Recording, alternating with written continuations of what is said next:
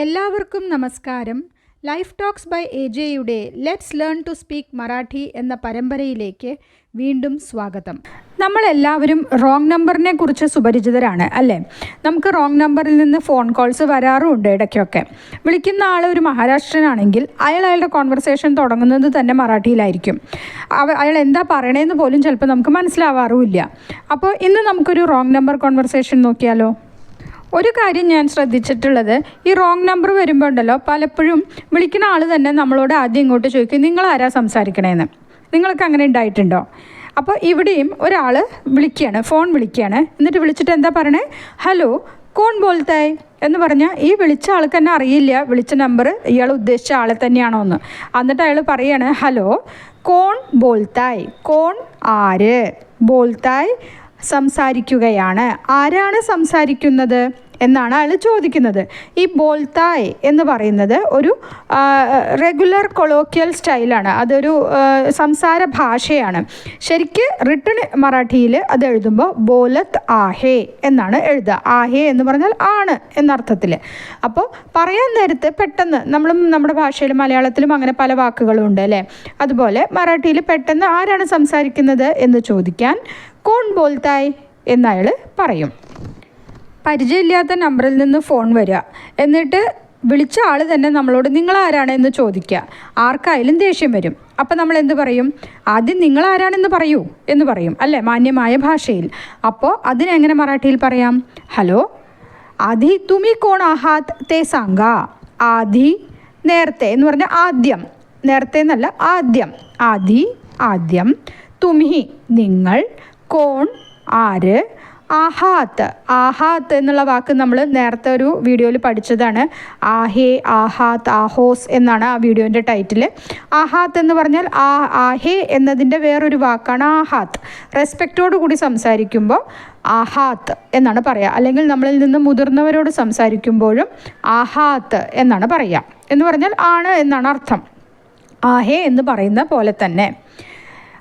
തുംഹി കോൺ ആഹാത്ത് തേ സാങ്ക. തേ അത്, സാങ്ക പറയൂ, സാങ്ഗണെ പറയുക, സാങ്ക പറയൂ, സാങ് പറ, സാങ്ക പറയൂ. അപ്പോൾ നമ്മളെന്താ പറയുക?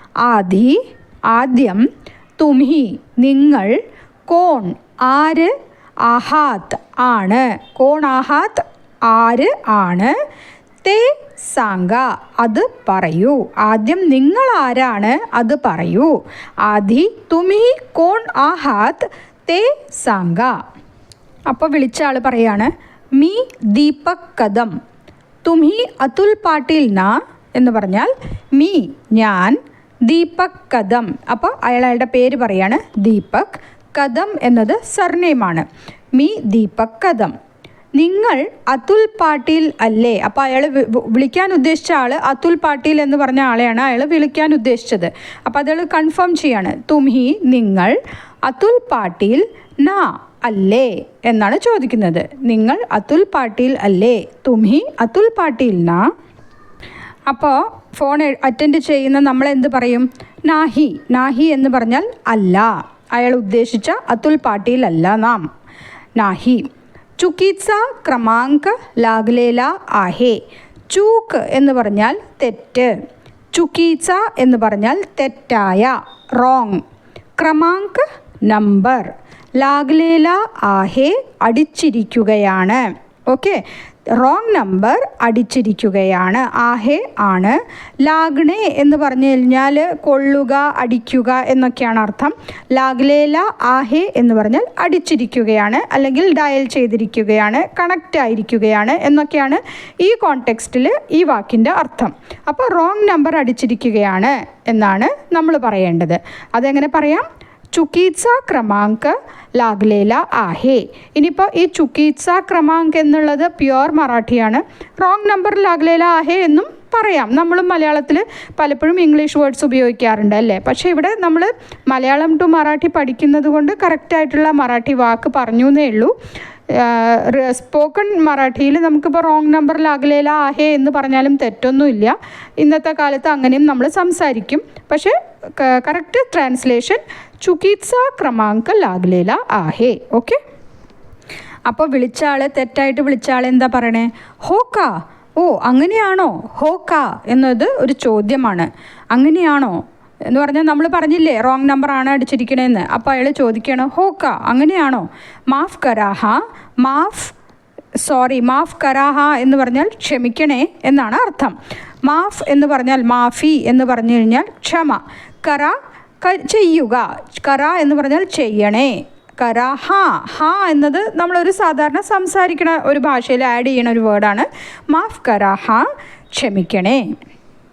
അപ്പോൾ ഒരാൾ ക്ഷമിക്കണേ എന്ന് പറയുമ്പോൾ നമ്മൾ എന്താ പറയുക? നോ പ്രോബ്ലം, അത് കുഴപ്പമില്ല, അതിനൊന്നും സാരമില്ല എന്നൊക്കെയാണ് നമ്മൾ പറയുക. അത് മറാഠിയിൽ എങ്ങനെ പറയും? നോ പ്രോബ്ലം എന്ന് പറയാൻ ചാലേൽ എന്ന് പറയാം.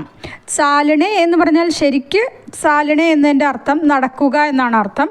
ഇവിടെ ചാലേൽ എന്ന് പറഞ്ഞാൽ നടക്കും, കുഴപ്പമില്ല, നോ പ്രോബ്ലം എന്നാണ് ഇവിടെ അർത്ഥം വരിക. ഓക്കെ. ത്യാത് കാഹി നാഹി അതിന് ഒന്നുമില്ല. അതാണ് ഇതിൻ്റെ ട്രാൻസ്ലേഷൻ. ത്യാത് അതിന്, അതിൽ, കാഹി ഒന്നും, നാഹി ഇല്ല, അതിൽ ഒന്നുമില്ല, അതിന് ഒന്നുമില്ല. ചാലേൽ കുഴപ്പമില്ല, ത്യാത് കാഹി നാഹി അതിനൊന്നുമില്ല എന്ന് പറഞ്ഞാൽ സോറി പറയേണ്ട ആവശ്യമില്ല, കുഴപ്പമില്ല, പോട്ടെ, നോ പ്രോബ്ലം. ഇന്നത്തെ ക്ലാസ്സിൽ ഇത്രമാത്രം. വീഡിയോസ് ഇഷ്ടപ്പെടുന്നുണ്ടെങ്കിൽ ലൈക്ക് ചെയ്യാനും ഷെയർ ചെയ്യാനും ചാനൽ സബ്സ്ക്രൈബ് ചെയ്യാനും മറക്കല്ലേ. Until we see next time, happy living guys.